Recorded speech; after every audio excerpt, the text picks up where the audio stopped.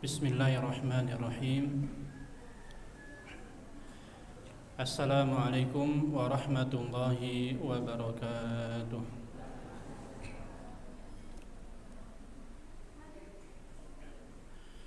Innal hamdalillah nahmaduhu wa nasta'inuhu wa nastaghfiruh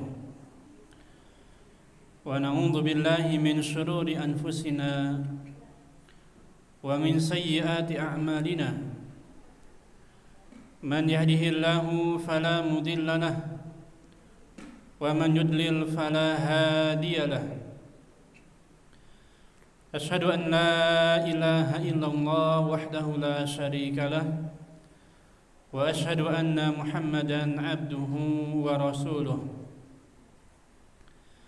Ya ayyuhalladzina amanu taqullaha haqqa tuqatih wa la tamutunna illa wa antum muslimun. Ya ayyuhan nasu ittaqu rabbakumul ladzi khalaqakum min nafsin wahidah wa khalaqa minha zawjaha wa batha minhuma rijalan katsiran wa nisaa'a wattaqullaha alladzi tasaaluna bihi wal arham innallaha kana 'alaikum raqiba. Ya ayyuhalladzina amanu ittaqullaha wa qulu qawlan sadida yuslih lakum a'malakum wa yaghfir lakum dhunubakum wa man yuti'illaha wa rasulahu faqad faza fawzan 'azima. Amma ba'du, fa inna asdaqal hadithi kitabullah wa khairal hadi hadi Muhammadin sallallahu alaihi wasallam wa syarrul umur muhdatsatuha wa kullu muhdatsatin bid'ah wa kullu bid'atin dhalalah wa kullu dhalalatin finnar.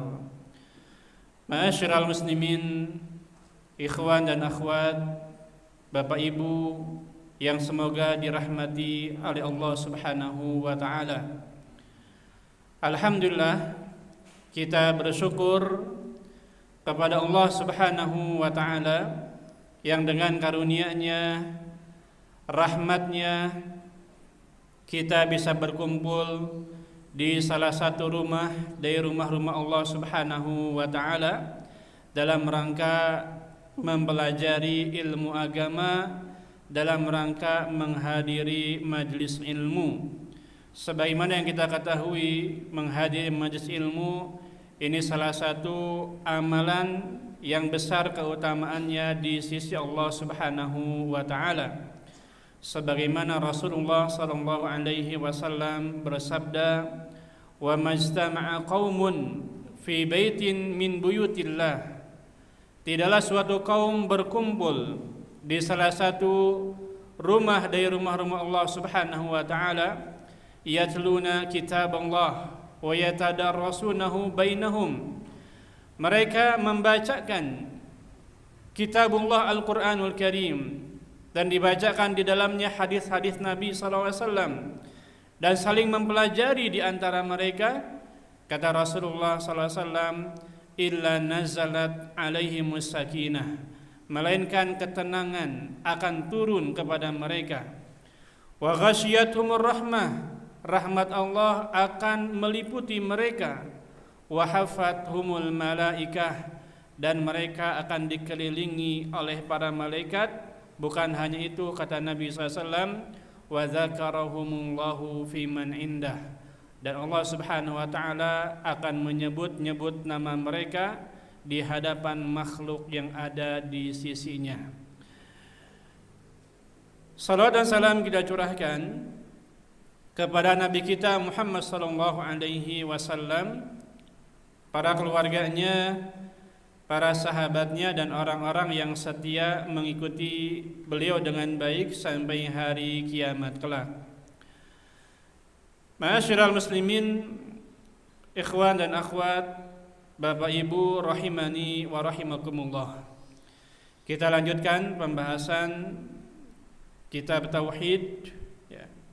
Insyaallah taala pada kesempatan kali ini kita akan sama-sama mempelajari yang pertama bab tentang para perupa makhluk yang bernyawa, ya, maja'a fil musawwirin, yaitu orang-orang yang membuat patung, orang-orang yang menggambar makhluk yang bernyawa. Yang kemudian insyaallah ya kita juga akan membahas bab setelahnya, yaitu tentang tercelaknya banyak bersumpah, ya. Ma'asyiral muslimin, ikhwan dan akhwat, Bapak Ibu rahimani wa rahimakumullah. Ma jaa fil musawwirin, ya, bab tentang orang-orang yang membuat patung atau menggambar makhluk yang bernyawa. Di dalam bab ini disebutkan beberapa hadis, ya. Yang pertama hadis yang diriwayatkan oleh Imam Al-Bukhari dan Imam Muslim dari sahabat Abu Hurairah radhiyallahu anhu bahwasanya Rasulullah sallallahu alaihi wasallam bersabda, qala Allah Ta'ala berfirman, ya. Kalau Allah Ta'ala berfirman di dalam hadis, berarti ini hadis apa? Hadis qudsi, ya. Allah Ta'ala berfirman, wa man azlamu mimman zahaba yakhluqu ka khalqi, ya.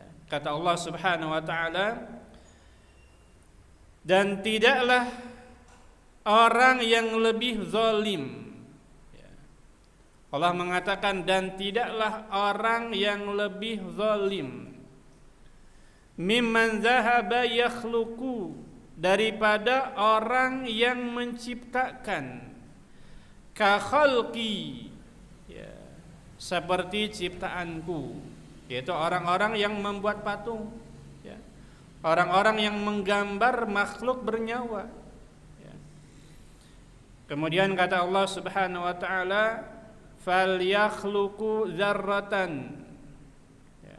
Oleh karena itu maka cobalah mereka menciptakan seekor semut kecil, au liyakhluqu habbatan, atau sebutir biji-bijian, au liyakhluqu sya'iratan, atau sebutir biji gandum, ya. Di dalam hadis ini dijelaskan bahwa Allah Subhanahu wa Ta'ala menyebutkan orang yang paling zalim itu adalah orang yang mencoba untuk menciptakan ciptaan seperti ciptaan Allah Subhanahu wa Ta'ala, yaitu mereka yang selalu membuat patung misalnya, ya. Atau mereka yang menggambar makhluk yang bernyawa. Kemudian kata Allah Subhanahu wa Ta'ala, kalau mereka mau menggambar, ya, cobalah mereka membuat, ya, atau menciptakan seekor semut kecil, ya. Boleh, nggak apa-apa kalau orang itu menggambar semut yang kecil, ya, atau menggambar biji-bijian, ya, atau menggambar sebutir biji gandum, ya. Hadis ini sahih, diriwayatkan oleh Imam Al-Bukhari dan juga Imam Muslim. Semoga Allah Subhanahu wa Ta'ala merahmati keduanya. Ini hadis yang pertama, ya. Kemudian hadis yang kedua, yaitu hadis yang diriwayatkan oleh Imam Al-Bukhari dan Imam Muslim dari Aisyah radhiyallahu anha bahwa Rasulullah sallallahu alaihi wasallam bersabda, asyaddun nasi adzaban yaumal qiyamah, ya, asyaddun nasi adzaban yaumal qiyamah, orang yang paling berat siksanya pada hari kiamat, ya, alladzina yudahiuna bi khalqillah, yaitu orang yang menandingi Allah Subhanahu wa Ta'ala dalam penciptaan, ya. Alladzina yudahiuna bi khalqillah, yaitu orang-orang yang menandingi Allah Subhanahu wa taala dalam penciptaan. Ya. Ini hadis yang kedua.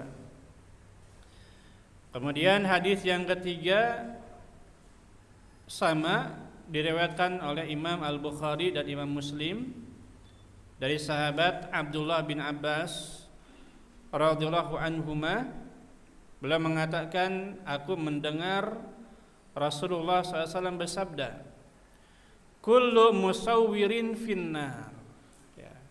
Semua musawwir itu pelukis yang melukis makhluk bernyawa, yang membuat patung makhluk bernyawa, kata Nabi, di neraka. Ya. Kullu musawwirin finnar. Yuj'alu lahu bikulli suratin sawwaraha nafsun. Ya. Yuj'alu lahu bikulli suratin, dan setiap gambar yang dia buat, ya, sawwaraha nafsun, akan diberikan napas. Ya. Setiap gambar yang dia buat oleh pelukis, oleh orang yang menggambar makhluk yang bernyawa, itu akan diberikan nafas sehingga mereka bisa hidup. Untuk apa? Yu'adzabu biha fi jahannam, untuk menyiksa dirinya dalam neraka jahannam nanti. Ya. Ini ancaman keras untuk orang yang melukis makhluk yang bernyawa, ya. Orang yang membuat patung makhluk yang bernyawa, ya. Kemudian hadis yang keempat, ya, kita baca dulu hadis-hadisnya. Hadis ini juga sama diriwayatkan oleh Imam Al-Bukhari dan Imam Muslim dari sahabat Abdullah bin Abbas radhiyallahu anhuma secara marfu', ya. Rasulullah SAW bersabda, man sawwara suratan fid dunya, ya.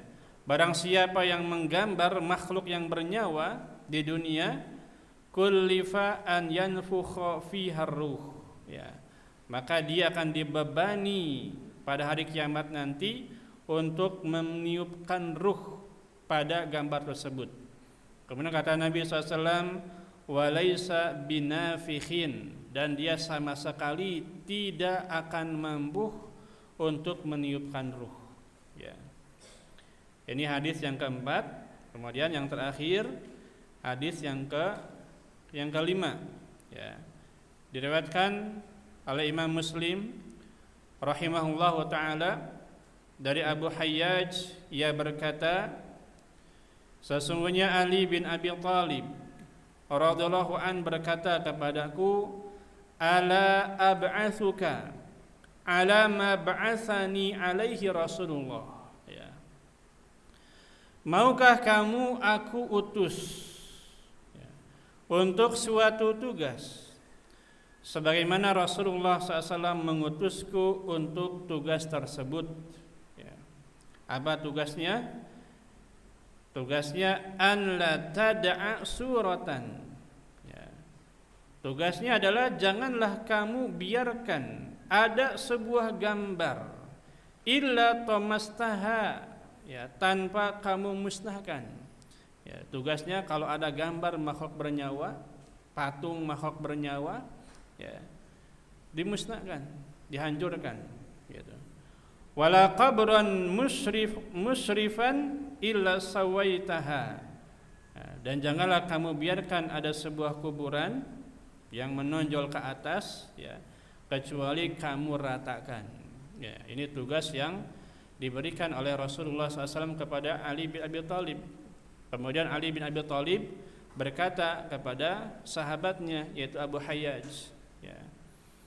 Kata Ali bin Abi Thalib, tugas yang diberikan oleh Nabi SAW itu, kalau kita lihat gambar makhluk yang bernyawa, kita hancurkan, ya. Kalau kita melihat lukisan makhluk yang bernyawa, kita hancurkan, ya. Patung yang bernyawa, ya, makhluk bernyawa, kita hancurkan. Kemudian kalau kita melihat kuburan yang menonjol ke atas, naik gitu, ya, maka kita ratakan. Ya. Gitu. Nah, ini dalil-dalil yang disebutkan di dalam bab ini. Ya. Tadi saya telah bacakan semuanya, ada 5. Ya. Ma'asyiral muslimin, ikhwan dan akhwat, Bapak Ibu rahimani wa rahimakumullah.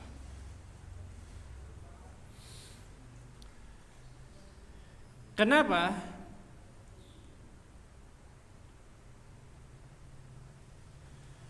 membuat patung atau gambar makhluk yang bernyawa dilarang? Ya. Kita tahu semuanya, di antara nama Allah Subhanahu wa taala itu ada nama Al-Musawwir. Ya. Apa arti Al-Musawwir? Al-Musawwir itu artinya yang membentuk ciptaannya. Ya. Dan ini disebutkan dalam Al-Qur'anul Karim. Ya. Di antaranya Allah Subhanahu wa taala berfirman dalam surat Al-Hasyr ayat 24. Ya. Huwallahul khaliqul bari'ul musawwir.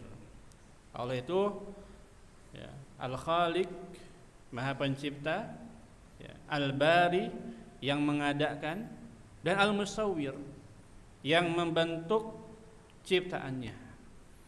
Ya. Kemudian juga disebutkan di dalam ayat yang lain, Allah Subhanahu wa taala berfirman dalam surat Ali Imran ayat yang ke-6, "Walladzi yusawwirukum fil arhami kaifa yasha." Ya. Dialah Allah yang membentuk kalian dalam rahim, ya, sebagaimana yang dikehendakinya. Ya. Kemudian disebutkan juga di dalam ayat yang lain, ya, surat At-Taghabun ayat yang ke-3, Allah Subhanahu wa taala berfirman, "Wa sawwarakum fa ahsana suwarakum." Ya. Allah Subhanahu wa taala membentuk rupa kalian, ya, dengan rupa yang paling bagus, kata Allah Subhanahu wa taala. Ya. Ini di antara nama Allah Subhanahu wa taala itu Al-Musawwir. Nah, ini alasan kenapa, ya, membuat patung atau gambar makhluk yang bernyawa itu dilarang. Ya. Alasannya, dengan kita menggambar makhluk yang bernyawa atau kita membuat patung makhluk yang bernyawa, berarti kita menandingi Allah. Ya, ya kan? Berarti kita menandingi Allah Subhanahu wa taala. Ya. Menyerupai Allah Subhanahu wa taala dalam hal penciptaan. Ya. Dan tauhid itu kan ada 3 macam. Apa aja tauhid? Yang pertama tauhid rububiyah. Rububiyah artinya kita meyakini, ya, tugas-tugas Allah Subhanahu wa taala seperti menciptakan. Ya. Maka tidak boleh kita menandingi Allah Subhanahu wa taala dalam hal penciptaan, gitu. Ya. Dan ini disebutkan tadi, ya, di dalil yang pertama kata Allah Subhanahu wa taala, "Wa man adlamu mimman zahaba yakhluqu ka khalqi." Ya. Dan tidaklah orang yang paling zalim, kata Allah, daripada orang yang berusaha untuk menciptakan ciptaan seperti ciptaanku. Ya. Ini alasan kenapa menggambar makhluk yang bernyawa, membuat patung makhluk yang bernyawa dilarang. Ya. Dan ini salah satu adab kepada Allah. Ya. Adab kepada Allah salah satunya adalah tidak meniru-niru Allah. Ya. Bahkan dalam masalah penciptaan, pembentukan. Karena menciptakan itu adalah kekhususan Allah Subhanahu wa ta'ala.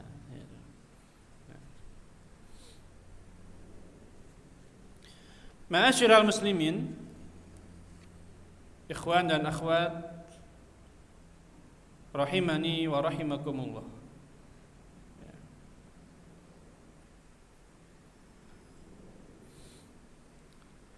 Kemudian disebutkan kaitan bab ini dengan tauhid. Itu ada dua sisi, ya. Kaitan bab ini, ya, tentang orang-orang yang membuat patung yang bernyawa atau yang menggambar makhluk yang bernyawa, ya, dengan tauhid kaitannya apa? Ada dua, ya. Ada dua sisi. Yang pertama menyaingi Allah dalam kekhususan Allah, ya. Yaitu membentuk makhluk. Dan ini salah satu macam tauhid, yaitu rububiyah, ya.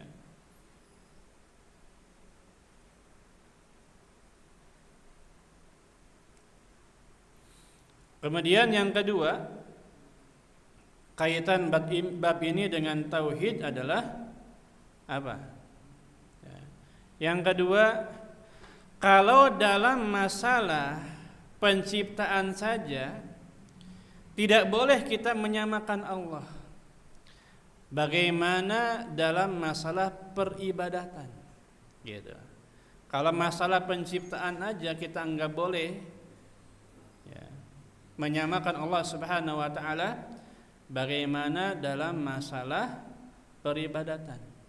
Ini tauhid uluhiyah berarti, ya. Dan sebagaimana yang kita ketahui, ya, bahwa kita itu diperintahkan untuk beribadah hanya kepada Allah Subhanahu wa taala, ya. Allah Subhanahu wa taala berfirman, wa'budullaha wa la tusyriku bihi syai'a, ya. Beribadahlah hanya kepada Allah dan janganlah kalian berbuat syirik. Ini kaitan bab ini dengan tauhid, ya. Yang pertama, sekali lagi, menyaingi Allah Subhanahu wa taala dalam kekhususan Allah. Yang kedua, kalau dalam masalah penciptaan kita tidak boleh, ya, menyamakan diri kita dengan Allah, bagaimana dalam masalah peribadatan, ya. Oleh karenanya menggambar makhluk yang bernyawa atau melukis atau membuat patung makhluk yang bernyawa ini dilarang di dalam Islam, ya.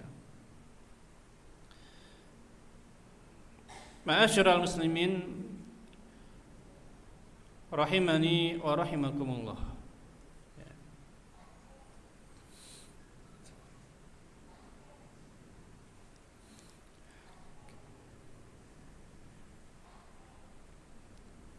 Kemudian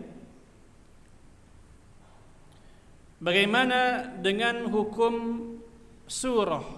Ya, surah itu gambar, ya. Ini terbagi menjadi dua tentunya, ya. Ada gambar yang namanya 3 dimensi, ya kan? Ada gambar 3 dimensi atau patung makhluk bernyawa, ya, yang ada bayangannya biasanya, ya. Para ulama sepakat haram, ya, 3 dimensi makhluk yang bernyawa, ya, yang biasanya ada bayangan itu, para ulama sepakat haram, tidak boleh, ya. Kemudian gambar yang 2 dimensi, ya, ada lagi kan gambar yang 2 dimensi itu, ya. Biasanya ada yang bernyawa, ada yang tidak bernyawa. Kalau yang tidak bernyawa seperti gambar sungai misalnya, ya, pergunungan, ya, pohon, ya, atau benda-benda yang mati, ya, ini diperbolehkan,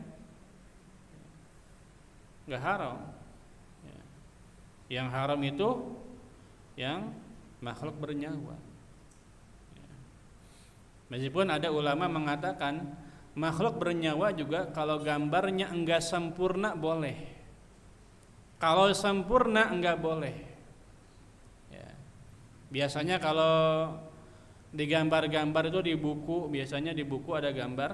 Kalau tangan tuh 5 tapi cuma ada 2 itu boleh. Gitu. Kalau sempurna 5 enggak boleh. Meskipun bukan wajah. Ya.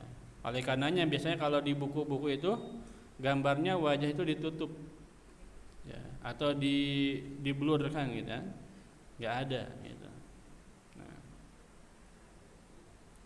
kalau nggak sempurna nggak apa-apa. Ya.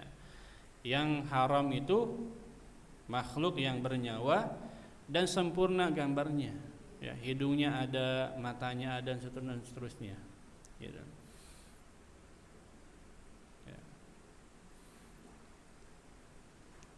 Dan makhluk yang tidak bernyawa itu boleh, ya. Sebagaimana disebutkan dalam sebuah hadis, ya, dari Sa'id bin Abil Hasan, dia mengatakan, kuntu inda ibni Abbas, aku pernah bersama Abdullah bin Abbas radhiyallahu anhuma. Idh atahu rajulun, tiba-tiba datang seseorang kepada beliau.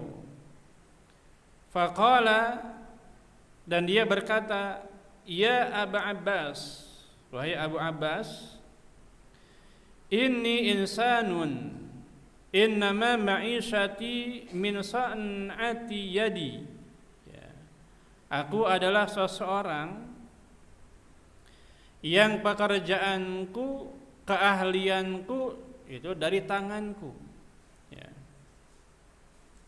Wa inni asna'u hadhihi tasawir, ya. Yaitu aku melukis lukisan-lukisan ini, ditunjukin, ya, lukisan-lukisannya, ya. Kemudian Ibnu Abbas radhiyallahu anhuma mengatakan, aku akan menyampaikan apa yang telah disampaikan oleh Rasulullah SAW kepadaku. Ya. Kemudian Abdullah bin Abbas radhiyallahu anhuma mengatakan, man sawwara suratan, barang siapa yang menggambar, ya, yang menggambar, fa innallaha mu'adzibuhu, maka Allah Subhanahu wa taala akan mengazabnya. Artinya menggambar makhluk yang bernyawa, hatta yanfukha fiha ruh, ya, sampai dia bisa meniupkan ruh kepadanya. Walaysa binafikhin fiha abadan, dan selama-lamanya dia tidak mungkin bisa untuk meniupkan ruh, ya. Kemudian kata Abdullah bin Abbas radhiyallahu anhuma, waihaka, ya, celakalah dirimu, in abaita, kalau engkau emang tidak bisa meninggalkan pekerjaanmu ini, ya, ya, illa antasna'a, ya, engkau harus bekerja dengannya karena enggak punya keahlian yang lain, ya.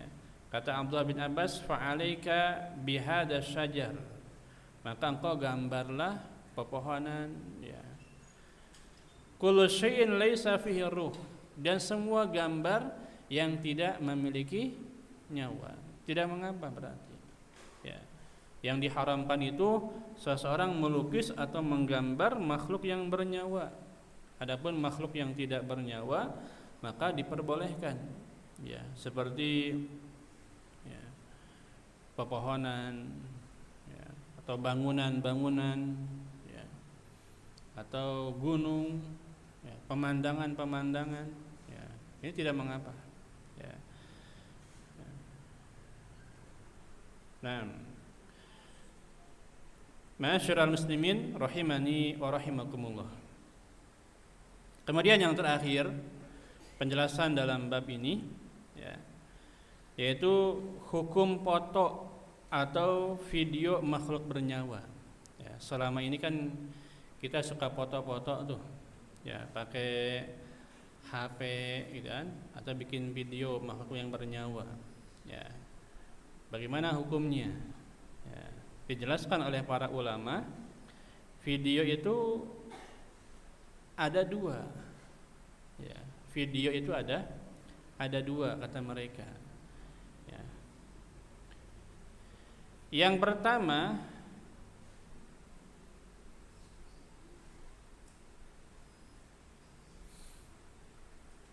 video yang live, ya, langsung gitu, live, ya, dan ada kepentingannya, maka para ulama sepakat tidak mengapa, boleh. Ya. Kemudian kalau rekaman, ini ada khilaf. Ya. Ada ulama yang mengatakan tidak boleh, ada yang mengatakan boleh, tapi yang rajih boleh. Ya. Kemudian foto juga ada khilaf. Ya, perbedaan pendapat di antara para ulama. Ada sebagian mengatakan tidak boleh. Ya. Tidak boleh. Ya. Namun sebagian lagi mengatakan diperbolehkan. Gitu. Ya. Kenapa tidak boleh? Ya.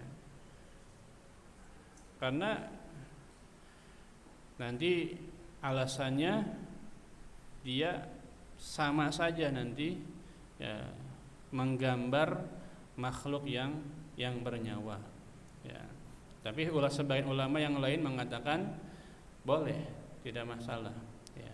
Terutama kalau ada kepentingan, seperti mungkin orang buat KTP gitu kan, terus ada foto, ya, surat nikah, ya, paspor, ya, ijazah, dan laporan-laporan yang lainnya gitu.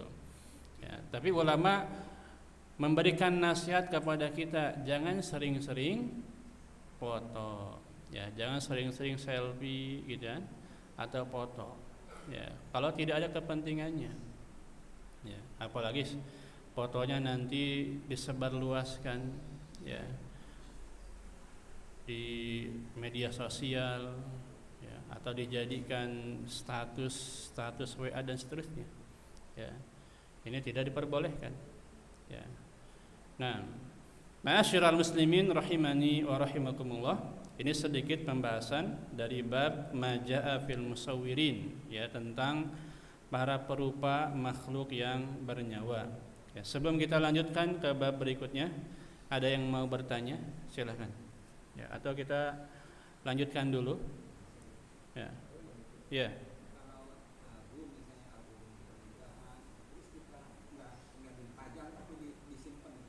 Ya, enggak apa-apa. Ya. Ya.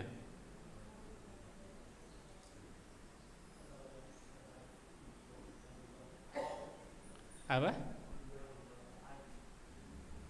Video yang AI itu tidak diperbolehkan, karena itu video editan. Ya. Kalau editan itu sama saja dia menciptakan makhluk yang bernyawa berarti. Ya, editan itu kan, apalagi editan sekarang AI itu kan, ya, macam-macam pokoknya. Ya. Ulama mengatakan tidak boleh, karena editan itu sama saja dia membentuk, ya, membentuk makhluk yang bernyawa. Ya, seperti orang yang membuat patung kan, ya, ya, atau menggambar makhluk yang bernyawa seperti itu. Ya, hanya saja mungkin sekarang menggunakan handphone atau alat yang lain. Ya. Nah, wallahu a'lam bishawab. Apa? Boneka atau robot boleh apa enggak? Ya, boleh. Ya, boleh. Karena biasanya boneka atau robot itu dia meskipun berbentuk tapi enggak sempurna biasanya. Iya, tapi enggak sempurna dia. Ya, kalau enggak sempurna enggak apa-apa. Seperti mungkin tangannya, ya, kalau misalkan orang itu kalau tangannya 5 jarinya, ya, biasanya kalau digambar itu cuma ada 3 apa? Kalau seandainya sempurna boleh apa enggak boneka? Ya. Tapi setahu saya boleh. Aisyah dulu main boneka beliau. Ya. Tapi kalau untuk kehati-hatian mendingan jangan. Untuk kehati-hatian. Iya. Untuk kehati-hatian lebih baik jangan. Ya, meskipun ada sebagian mengatakan boneka boleh, tapi kalau untuk kehati-hatian lebih baik jangan.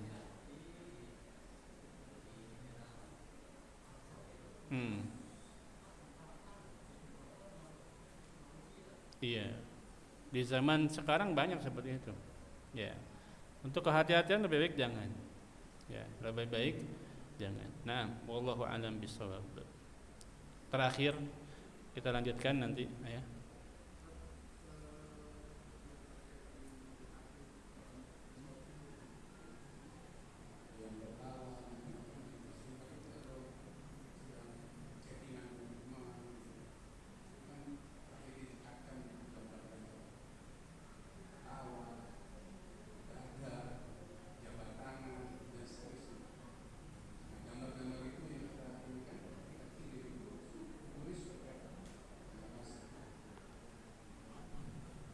Foto kita ya, foto kita. Bukan hanya foto, ya termasuk foto misalkan, tapi ada yang emosi atau stiker gitu. Iya. Seperti ini yang Iya.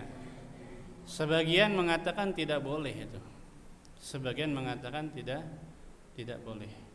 Ya. Iya, yang kepala itu kan, kepala. Ya. Ya, sebagian ulama mengatakan tidak boleh. Di zaman sekarang ulama yang masih hidup ya mereka mengatakan tidak boleh karena itu sama aja seperti makhluk yang bernyawa ya. Apa? Untuk kehati-hatian lebih baik janganlah. Iya, mendingan kita cari yang lebih aman. Iya, huruf ya itu aja. Betul. Nah, wallahu a'lam bishawab. Ya. Ma'asyiral muslimin, Bapak Ibu, ikhwan dan akhwat rahimani wa rahimakumullah. Kita lanjutkan ke bab berikutnya, yaitu bab tercelanya kebanyakan bersumpah. Ya. Larangan banyak bersumpah. Maksudnya di antara adab kepada Allah Subhanahu wa taala tidak banyak bersumpah menyebut nama Allah kecuali pada perkara yang penting saja. Ya. Kenapa banyak bersumpah tidak boleh? Ya, karena kita sebagai hamba Allah harus memiliki adab kepada Allah. Ya, di antara adabnya tidak banyak bersumpah menyebut nama Allah kecuali pada perkara yang penting. Ya. Ini kan merupakan tauhid. Ya, tauhid itu salah satu bentuknya adalah mengagungkan nama Allah Subhanahu wa taala. Jangan sampai kita jadikan main-main ya. Dikit-dikit kita bersumpah demi Allah ya. Dikit-dikit kita bersumpah demi Allah ya. Nah, di dalam bab ini disebutkan beberapa dalil. Ada berapa dalilnya? Ada 5 ya. Ada 5 dalilnya. Ya. Dalil yang pertama yaitu firman Allah Subhanahu wa taala, "Wahfazu aymanakum," dan jagalah sumpah-sumpah kalian. Ini surat Al-Maidah ayat 89 ya, tentang sumpah. Wahfadzu aymanakum, dan jagalah sumpah-sumpah kalian ya. Mengenai ayat ini ada 3 penafsiran ulama ya. Mengenai ayat ini wahfadzu aymanakum, dan jagalah sumpah-sumpah kalian. Ada 3 penafsiran ulama. Yang pertama maksudnya adalah jangan batalkan sumpah kalian. Ya. Ini menurut sebagian ahli tafsir. Maksudnya adalah jangan batalkan sumpah kalian. Ya. Kemudian yang kedua, Imam Ibnu Jarir At-Tabari rahimahullah ta'ala mengatakan, maksud dari ayat ini adalah jangan kalian batalkan sumpah tanpa membayar kafarah. Ya, jadi kalau kita membatalkan sumpah ya, atau kita tidak menjaga sumpah, maka kita wajib membayar kafarah, tebusan. Ya. Kafarahnya apa? Yang pertama memberi makan 10 orang miskin. Ya, memberi makan 10 orang miskin. Ini disebutkan juga di surat Al-Maidah ayat 89. Ya, ada di situ. Ya. Kemudian kafarahnya yang kedua, memberi pakaian kepada mereka 10 orang miskin. Ya. Yang ketiga, memerdekakan budak. Ya. Kalau kita tidak mampu ketiga hal yang disebutkan barusan, ya, maka kita puasa 3 hari berturut-turut. Ya. Maka kita puasa 3 hari. Ya. Ini disebutkan dalam surat Al-Maidah ayat 89. Kafarahnya fakafaratuhu it'amu asyarati masakin min awsati ma tut'imuna ahlikum. Ya. Memberi makan kepada 10 orang miskin. Au kiswatuhum, atau memberi pakaian kepada mereka. Au tahriru raqabah, atau memerdekakan budak. Faman lam yajid fasiyamu 3 ayyam. Ya, yang tidak mampu, ya, maka dia puasa 3 hari. Ya. Ini penafsiran yang kedua ya. Kemudian penafsiran yang ketiga, ini kata Abdullah bin Abbas radhiyallahu anhuma, maksud wahfazu aimanakum, yaitu jangan kalian sering bersumpah. Jangan kalian sering bersumpah. Ya, tidak boleh kita banyak bersumpah. Ya, kenapa tidak boleh banyak bersumpah? Yang pertama karena susah untuk memenuhinya. Ya, kita bakalan kesulitan untuk memenuhinya. Ya. Kemudian yang kedua, kalau sering bersumpah itu mudah terjatuh pada kebohongan. Ya, mudah terjatuh pada kebohongan. Ya. Dikit-dikit bersumpah. Apalagi kalau dia bohong. Ya, dia bohong dan bersumpah atas nama Allah Subhanahu wa taala. Ini tentu dosanya double ya. Ya. Yang pertama dia bersumpah, banyak bersumpah, yang kedua bohong. Ya, dosanya double gitu. Ya. Ini dalil yang pertama ya. Wahfadzu aimanakum. Ya, dan jagalah sumpah-sumpah kalian. Ya. Ya. Di antara adab bersumpah disebutkan oleh para ulama ada 3 adab bersumpah. Ya. Apa saja? Ada yang tahu? Ya. Yang pertama bersumpah dengan nama Allah. Ya, ini adab bersumpah ya. Yang pertama bersumpah dengan nama Allah Subhanahu wa taala. Tidak boleh kita bersumpah dengan selain nama Allah. Ya. Rasulullah SAW mengatakan, man halafa bi ghairillahi faqad asyrak.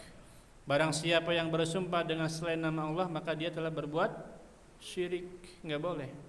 Ya. Kalau Allah Subhanahu wa taala sering bersumpah di dalam Al-Qur'an dengan makhluk-makhluknya, Allah boleh bersumpah dengan makhluk-makhluknya. Ya, kenapa Allah bersumpah dengan makhluk-makhluknya? Karena ingin menjelaskan betapa agungnya makhluk tersebut. Ya, contoh seperti Allah bersumpah wal asr, demi masa, demi waktu. Ingin dijelaskan bahwa waktu itu adalah perkara yang sangat mulia, gitu. Ya, wadduha, demi waktu duha, ya. Walaili idza saja, dan seterusnya. Ya. Allah Subhanahu wa taala sering bersumpah dengan makhluk-makhluknya. Ya, ini menunjukkan akan keagungan dan kemuliaan makhluk tersebut. Gitu. Adapun kita tidak boleh kita bersumpah dengan selain nama Allah. Kita harus bersumpah dengan nama Allah. Ini adab yang pertama. Yang kedua adabnya jujur. Ya. Yang kedua adabnya jujur, jangan bohong. Ya. Yang ketiga, tidak bersumpah kecuali pada perkara yang penting. Tidak bersumpah kecuali pada perkara yang penting. Ini adab-adab bersumpah.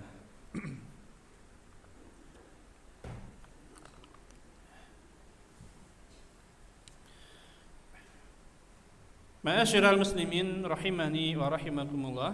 Kemudian dalil yang kedua,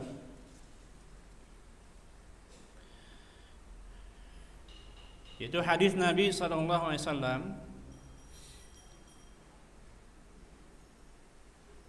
Hadis yang diriwayatkan oleh Imam Al-Bukhari dan Imam Muslim dari sahabat Abu Hurairah radhiyallahu an. Rasulullah SAW bersabda, al-halifu munafiqatun lisil'ati mumhiqatun lil kasbi. Ya. Al-halifu munafiqatun lisil'ati. Ini biasanya terjadi pada pedagang. Kata Nabi, al-halifu munafiqatun lisil'ah. Ya. Sumpah itu dapat melariskan barang dagangan. Ya. Wa mumhiqatun lil kasbi, namun dapat menghapus, menghilangkan keberkahan usaha tersebut. Ya. Hati-hati para pedagang ya, jangan banyak-banyak bersumpah. Ya. Demi Allah ini barangnya bagus. Ya. Tahunya enggak bagus. Ya. Demi Allah ini barangnya awet. Tahunya nyampe rumah langsung rusak. Ya. Ini biasanya terjadi pada pedagang. Kata Nabi SAW, al-halifu munafiqatun lisil'ah. Sumpah itu bisa melariskan dagangan. Namun apa? Mumhiqatun lil kasbi, menghilangkan keberkahan usaha. Ya. Jadi kalau usaha kita ingin berkah, ya, jauhi sumpah-sumpah yang dusta. Gitu. Ya. Hadis ini menunjukkan kalau sumpah itu atau banyak bersumpah itu tercela. Ya. Kalau jujur juga sama, tercela. Karena dia banyak bersumpah, meskipun jujur tercela. Apalagi kalau bohong. Ya. Disebut dengan al-yaminul ghamus namanya. Sumpah dusta, ya, untuk mengambil hak orang lain, al-yaminul ghamus istilahnya, ya, sumpah dusta untuk mengambil hak orang lain. Ini tidak diperbolehkan. Ya. Di dalam hadis yang lain Rasulullah SAW mengatakan, iyyakum wa kasratal halif fil bai'. Ya.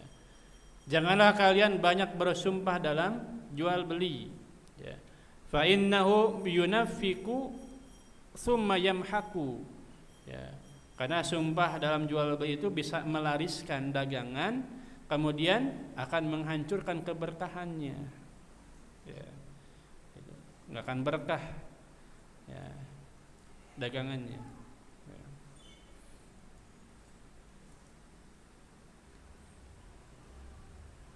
Oleh karenanya seorang pedagang itu harus jujur dia, ya, dalam dagangannya. Ya. Sampai-sampai Nabi kita Muhammad SAW mengatakan, pedagang yang jujur itu nanti pada hari kiamat dia akan dikumpulkan bersama ma'an nabiyyin, para nabi, wasiddiqin, orang-orang yang jujur, wasyuhada, ya, orang-orang yang mati syahid. Ya. Mereka pedagang yang jujur akan dikumpulkan bersama para nabi, siddiqin dan juga syuhada. Ya. Nah, ini dalil yang kedua. Kemudian dalil yang ketiga. Dalil yang ketiga, Rasulullah SAW mengatakan, "Salasatun la yukallimuhumullahu wa la yuzakkihim wa lahum adzabun alim." Ada 3 golongan manusia yang enggak akan diajak bicara oleh Allah pada hari kiamat nanti. Mereka tidak akan disucikan oleh Allah dan bagi mereka azab yang pedih. Siapa saja? Yang pertama, asyimatun zanin. Nah, ini yang pertama nih, asyimatun zanin. Apa artinya asyimatun zanin? Orang tua, orang yang sudah beruban melakukan zina. Ya. Kemudian yang kedua, wa'ailun mustakbir. Orang miskin yang sombong. Gitu. Yang ketiga, warajulun ja'alallaha bida'atahu la yashari illa biyaminihi wa la yabi illa biyaminihi. Ya. Yang ketiga, orang yang menjadikan Allah sebagai barang dagangannya. Ia tidak membeli atau menjual kecuali dengan sumpah atas nama Allah Subhanahu wa taala. Ketiga orang ini, ketiga golongan ini, dia tidak akan diajak bicara oleh Allah pada hari kiamat. Tidak akan disucikan oleh Allah. Bahkan mereka akan mendapatkan azab yang sangat pedih. Ya. Ini menunjukkan dosa besar. Ya. Ini menunjukkan dosa besar. Yang pertama, asyimatun zanin. Orang tua berbuat zina. Ya. Kenapa orang tua yang berbuat zina, udah beruban dia berbuat zina? Ini dosanya besar. Kenapa? Karena faktor zinanya sudah kecil. Ya, syahwatnya sudah melemah, tapi dia masih berzina, naudzubillah. Ya. Dan kita tahu bahwa perbuatan zina itu diharamkan. Ya. Wala taqrabuz zina innahu kana fahishatan wa sa'a sabila. Jangan mendekati zina. Ya. Apalagi orang tua yang udah beruban, gitu kan, udah kakek-kakek tapi masih berbuat zina. Dosanya besar ini. Ya, karena faktor dia berbuat zina itu udah kecil. Ya. Nah, kemudian yang kedua, wa'ailun mustakbir, miskin sombong. Ya, tidak ada sebab untuk dia sombong ya. Ya. Kalau orang kaya sombong, wajar gitu kan. Ada yang mau disombonginnya. Ya. Mungkin dia banyak uang, ya, beli tas, ya, yang mahal-mahal, akhirnya dibawa dipakai gitu kan. Sombong, ya. Ingin pamer ke orang lain. Ada yang disombonginnya. Gitu. Ada yang lainnya. Ya. Tapi kalau ailun mustakbir, orang miskin sombong, ya tidak ada sebab untuk dia sombong. Dan ini merupakan salah satu dosa besar. Ya. Kemudian yang ketiga, yaitu orang yang menjadikan Allah sebagai barang dagangan. Kenapa disebut menjadikan Allah sebagai barang dagangan? Karena dia banyak bersumpah. Kalau jual dia sumpah terus, demi Allah ini barangnya bagus, gitu. Jadi dia nyebut-nyebut ngejual nama Allah, gitu. Ya, maka disebut dengan menjadikan Allah sebagai barang dagangan. Ya, dia ngejual nama Allah. Ya, demi Allah ini barangnya awet, ya. Ya. Demi Allah ini barangnya bagus dan seterusnya. Ya. Nah, ini ketiga golongan ini, ya, yaitu mereka yang melakukan dosa-dosa besar, sehingga ancamannya mereka tidak akan diajak bicara oleh Allah Subhanahu wa taala pada hari kiamat nanti, ya. Dan pada hari kiamat nanti sebagaimana yang kita ketahui, semua masing-masing kita pasti akan diajak bicara oleh Allah. Ya, pasti akan diajak bicara oleh Allah Subhanahu wa taala. Ya, sebagaimana Rasulullah SAW mengatakan, "Ma min ahadin illa sayukallimuhu rabbuhu yaumal qiyamah." Tidaklah seseorang melainkan dia pasti akan diajak bicara oleh Allah pada hari kiamat nanti. Ya, bahkan ketika Allah menanyakan tentang dosa-dosa, itu enggak ada yang tahu empat mata antara kita dengan Allah Subhanahu wa taala. Gitu. Ya. Dan ketika orang ini dia enggak akan diajak bicara oleh Allah. Ya. Enggak akan disucikan oleh Allah Subhanahu wa taala. Ya, bahkan bagi mereka adalah azab yang sangat pedih gitu. Nah,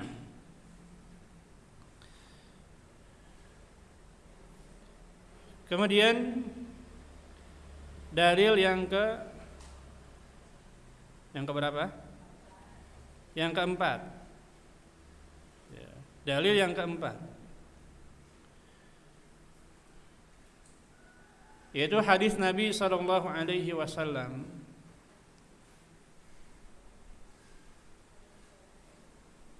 khairu ummati qarni, dalam riwayat yang lain khairun nas qarni, ya. Sebaik-baik manusia adalah orang yang hidup di masaku, yaitu siapa? Para sahabat. Tsummal ladzina yalunahum, tsummal ladzina yalunahum. Kemudian setelahnya para tabi'in, kemudian setelahnya tabi'ut tabi'in. Ya. Kemudian disebutkan tsumma inna ba'dakum qaumun, ya.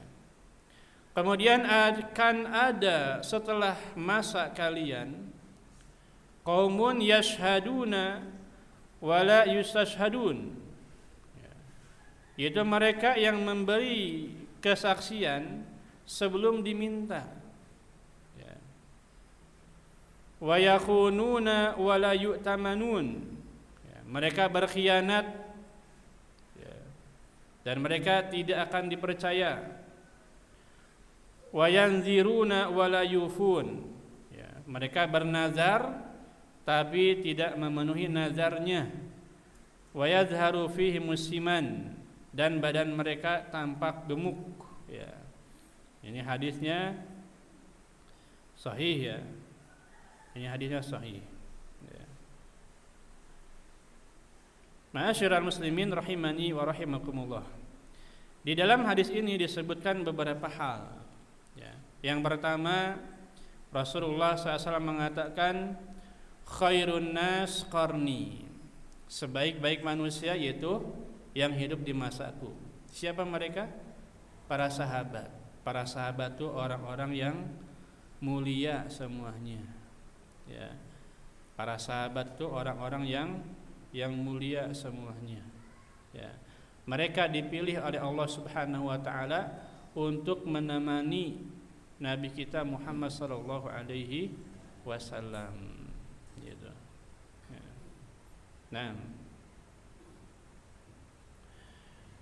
tsumma alladzina yalunahum, kemudian generasi setelahnya tabi'in, ya.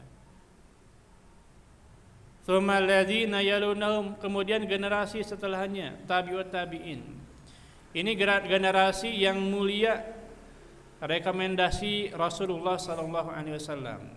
Oleh karena mereka lah yang disebut dengan salaf, ya. Mereka yang disebut dengan salaf, salaful ummah itu mereka, para sahabat, tabi'in, tabi'ut tabi'in. Itu salaful ummah itu, ya. Mereka ya yang harus kita ikuti, itu mereka, ya. Setelah Nabi kita Muhammad sallallahu alaihi wasallam, ya. Kemudian generasi berikutnya ada kaum yang memberi kesaksian sebelum diminta, ya. Dia gampang dalam memberikan persaksian, ya. Setelahnya ada kaum yang berkhianat, tidak amanah, dikasih amanah khianat. Ya. Kemudian setelahnya ada kaum bernazar tapi tidak ditunaikan, sering nazar, dikit-dikit nazar tapi tidak pernah ditunaikan. Ya, kan nazar itu sama seperti sumpah, ya kan? Maka disebutkan dalam hadis ini, ya, karena dia pasti bersumpah, kalau saya sembuh dari penyakit saya ini, saya akan puasa selama 1 bulan. Pas begitu sembuh nggak puasa. Kalau saya dapat rezeki, ini proyeknya, gitu kan, berhasil, saya akan sedekah sekian. Setelah proyeknya berhasil, gitu, dia dapat uangnya, ya nggak sedekah dan seterusnya. Ya. Nazar itu sama seperti sumpah. Ya. Kemudian yang keempat ini, nampak kegemukan pada diri mereka. Ya. Nah. Pertanyaannya, apakah gemuk itu tercela? Pertanyaannya, apakah gemuk itu tercela? Ada sebagian yang mengatakan gemuk itu tercela. Ya. Tapi ada sebagian lagi mengatakan gemuk itu tidak tercela. Ya. Yang mengatakan gemuk itu tercela, ya, yaitu mereka yang gemuk karena kebanyakan makan. Ya. Tapi kalau udah gennya emang gemuk, bakat, ya, maka nggak tercela. Ya. Bahkan Nabi kita Muhammad SAW, ya, ketika beliau udah mulai tua, beliau udah gemuk. Ya, dikatakan oleh Aisyah radhiyallahu anha, gitu. Tapi di dalam sebuah athar, Imam Syafi'i rahimahullah ta'ala mencela orang yang gemuk. Ya. Imam Syafi'i dalam sebuah atharnya mencela orang yang gemuk. Kata Imam Syafi'i, beliau mengatakan, ma aflaha saminun qat, sama sekali tidak akan beruntung orang yang gemuk, kata beliau. Illa an yakuna Muhammad bin Hasan, kecuali Muhammad bin Hasan. Siapa gurunya? Ya, beliau enggak tercela. Kenapa gurunya disebut enggak tercela? Ya, alasannya kata beliau, li'annal aqil la yakhlu min ihda khulatain. Ya, karena orang yang berakal itu tidak akan lepas dari 2 perkara, dari 2 keadaan. Ya. Yang pertama, imma an yagnam li akhiratihi wa ma'adihi aw li dunyahu wa ma'ashihi. Ya, entah itu dia kepentingannya dunia dan tempat kembalinya, ya, dan tempat dia hidup, atau kepentingannya akhirat dan tempat kembalinya. Ya, di antara 2 ini. Ya. Adapun orang yang gemuk, ya, kata beliau, dia hanya mementingkan dunianya saja. Ya. Gitu. Tapi secara umum tidak mengapa, enggak ada celaan. Ya. Tidak ada celaan. Ya. Untuk orang yang gemuk, gitu. Nah, wallahu a'lam bishawab. Ya. Ma'asyiral muslimin rahimani wa rahimakumullah. Ya, mungkin cukup sampai di sini, ya. Kajian kita pada kesempatan kali ini. Ya, sebelum ditutup, ada yang mau bertanya? Silakan.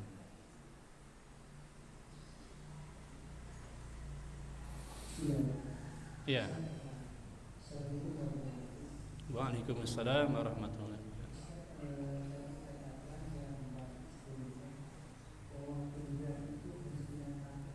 Apa?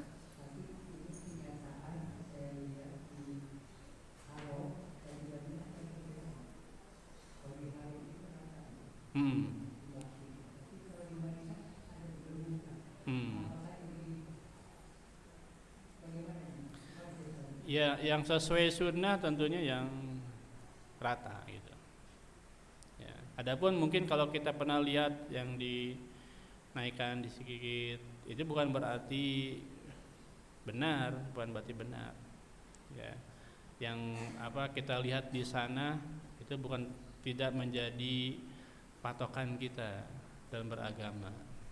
Gitu. Ya. Mungkin itu kekeliruan mereka, kekeliruan yang mereka lakukan. Karena kan orang sana tidak semuanya paham tentang agama kan, gitu. Ya. Yang sesuai dengan ajaran Rasulullah SAW adalah diratakan. Biasanya hanya batu saja kan di ujung kepala sama kaki biasanya sudah cukup udah, gitu. Tidak diratakan tanah khusus, gitu. Ya. Wallahu a'lam bishawab. Wallahu a'lam bishawab. Ya, Bapak itu dulu.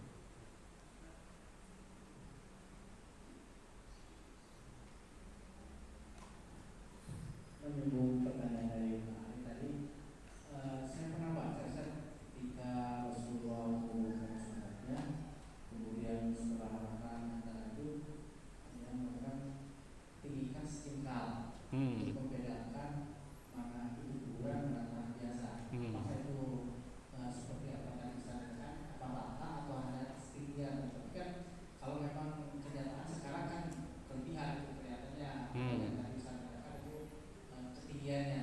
Kalau saya baca itu tinggikan setimpal untuk membedakan mana kuburan mana tanah biasa. Iya. Ya. Kalau saya pribadi lebih condong ke rata, gitu. Dan biasanya untuk memberikan tanda mana kuburan atau mana bukan, dengan tanda itu batu yang diletakkan di bagian kepala dan juga kaki atau di kepala saja biasanya. Adapun ketinggian itu tidak perlu, gitu.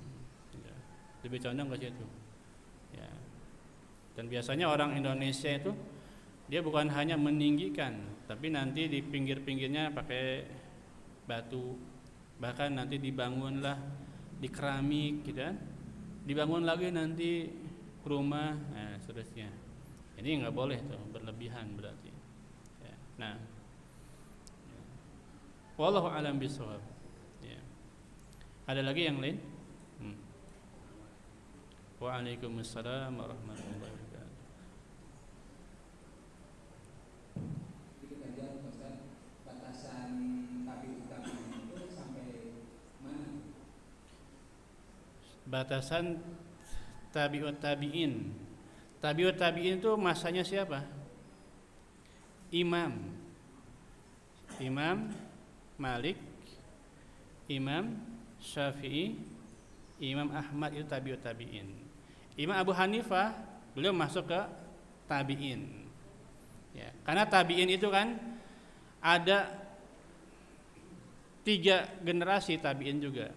Ada tabi'in yang pembesarnya, ada tabi'in yang pertengahan, ada yang sigurut tabi'in, yang yang juniornya, gitu. Pembesarnya seperti Al Hasan Al Basri, gitu kan, Fudail bin Iyad, gitu. Ya. Nanti juga ada seperti Sufyan Ats-Tsauri dan seterusnya, gitu. Ya. Nanti Abu Hanifah beliau masuknya ke sigurut tabi'in, junior tabi'in. Ya. Adapun nanti tabi'ut tabi'in itu Imam Malik tabi'ut tabi'in beliau. Ya, kemudian Imam Syafi'i, Imam Ahmad. Ya. Nah, wallahu a'lam bishawab. Ya. Tabi'in itu berarti kan gini. Pengertian sahabat itu kan orang yang beriman dan dia bertemu dengan Rasulullah, wafat dalam keadaan iman. Itu sahabat. Ya. Ada orang tabi'in hidupnya di zaman Rasulullah, tapi dia nggak pernah ketemu dengan Rasulullah, disebut tabi'in. Dia cuma ketemu dengan sahabat, mungkin karena jauh tempat tinggalnya, ya, dia nggak bisa mendatangi Rasulullah di Madinah dan di Mekah mungkin.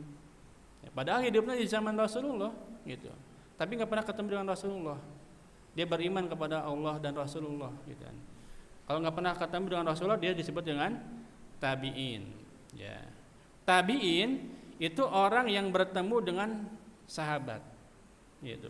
Kalau sahabatnya mungkin udah pada meninggal, yang nggak ada, berarti masanya tabi'in. Ya, tabi'ut tabi'in, orang yang bertemu dengan tabi'in. Gitu. Selesainya seperti itu. Ya.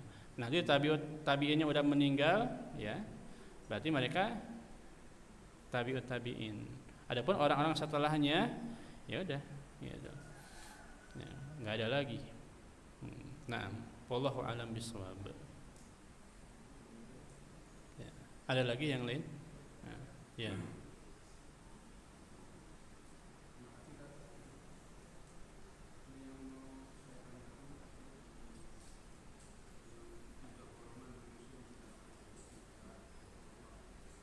Iya.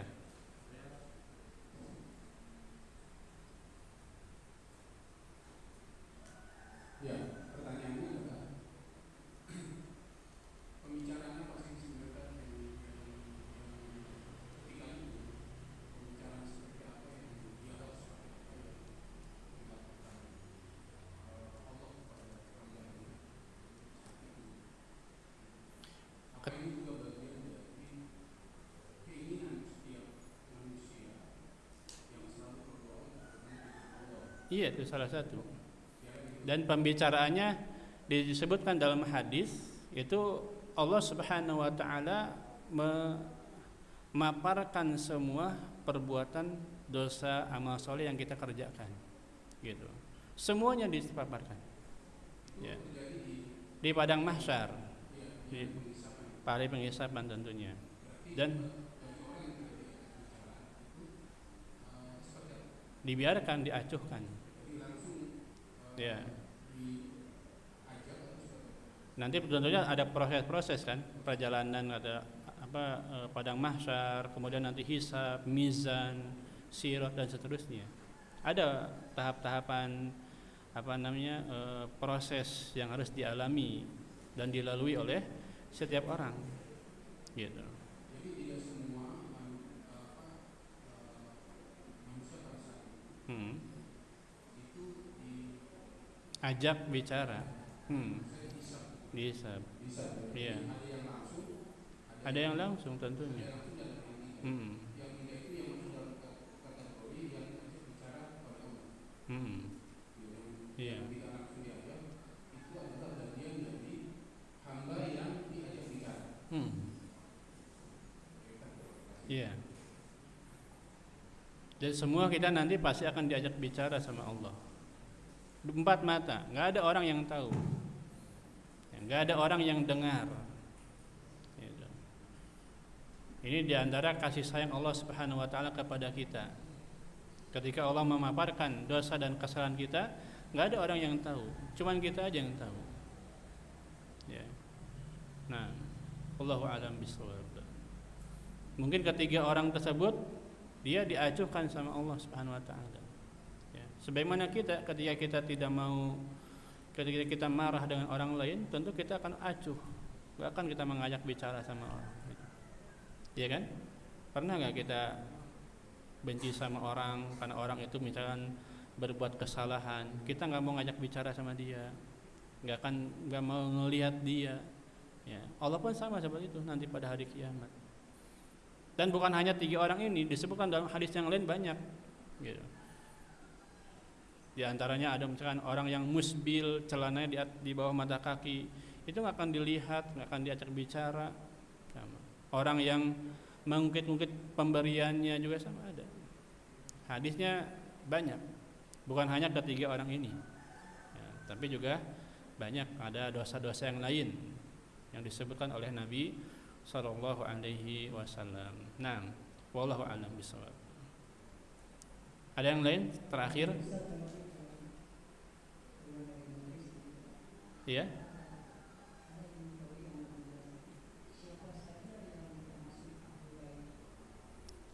Siapa saja yang termasuk Ahlul Bait? Ahlul Bait itu kan artinya apa? Keluarga Nabi sallallahu alaihi wasallam, ya. Seperti istrinya, anak-anak beliau, cucunya itu Ahlul Bait. Ahlul Bait itu keluarga Nabi Muhammad sallallahu alaihi wasallam. Apa? Akhwat. perempuan itu, iya, seperti anaknya Fatimah misalkan, itu ahlul bait. Ahlul bait, ya, atau saudara-saudaranya, kalau mungkin ada muslim atau muslimah itu ahlul bait. Ya. Termasuk mertuanya seperti Abu Bakar, ya, Umar bin Khattab radhiyallahu an, ya. Ahlul bait gitu. Keluarganya Nabi SAW ahlul bait. Ya. Wallahu a'lam bishawab. Ya, Bang, kadang-kadang ada manusia yang ahli ya ini memang kenyataan ada ini. Ini harus bagaimana menyikapinya? Sekarang ya, sikap kita sih sebagaimana yang disebutkan oleh Nabi SAW di dalam hadisnya, ya, man batta'a bihi amaluh lam yusri bihi nasabuh. Ya. Nasab itu tidak penting kalau dia tidak beriman kepada Allah dan Rasulnya. Meskipun orang itu mengatakan saya keturunannya Rasulullah, cucunya Nabi SAW, ya, tapi kita lihat gimana orangnya. Apakah dia beriman kepada Allah? Kalau dia beriman kepada Allah, ya, mulia dia. Tapi kalau tidak beriman, ya, percuma. Ya, bukan ahlul bait.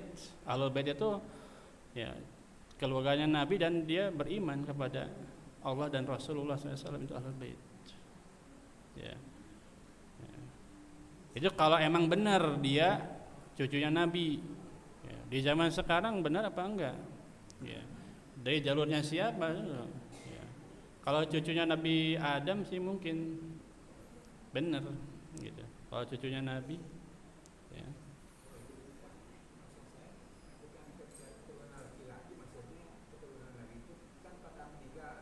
Iya, keturunan Nabi kan ada dari Fatimah aja. Iya, nggak apa-apa. Ahlul bait. Al Hasan Husain itu ahlul bait. Hasan Husain. Karena anak Nabi kan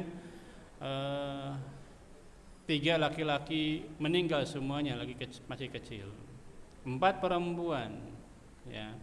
4 perempuan juga yang punya anak cuma 1, Fatimah doang kan sama Ali. Yang lainnya enggak. Kayak Ruqayyah, Ummu Kulsum, ya. Enggak. Gitu.